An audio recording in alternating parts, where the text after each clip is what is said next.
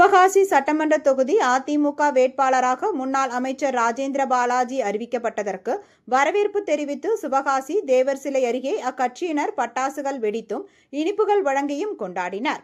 வரும் சட்டமன்ற தேர்தலில் அதிமுக சார்பாக போட்டியிடும் 23 வேட்பாளர்களின் பட்டியலை முதற்கட்டமாக அதிமுக பொதுச் செயலாளர் எடப்பாடி பழனிசாமி அறிவித்துள்ளார். இதில் சிவகாசி சட்டமன்ற தொகுதியில் அதிமுக முன்னாள் அமைச்சரும் விருதுநகர் மேற்கு மாவட்ட செயலாளருமான ராஜேந்திர பாலாஜி போட்டியிடுவார் என அறிவிக்கப்பட்டுள்ளது. இந்த நிலையில் சிவகாசி சட்டமன்ற தொகுதி வேட்பாளராக ராஜேந்திர பாலாஜி அறிவிக்கப்பட்டதற்கு வரவேற்பு தெரிவித்து சிவகாசி தேவர் சிலை அருகே அதிமுகவினர் பட்டாசுகள் வெடித்தும் பொதுமக்களுக்கு இனிப்புகள் வழங்கும் கொண்டாட்டத்தில் ஈடுபட்டனர். இதில் ஏராளமான அதிமுகவினர் கலந்து கொண்டனர்.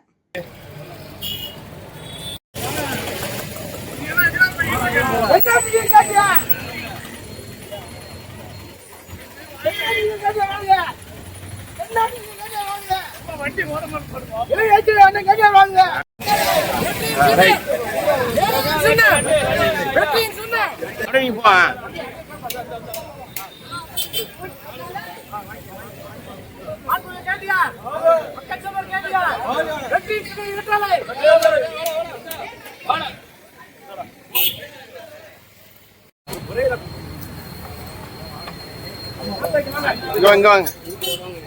Đây này mà.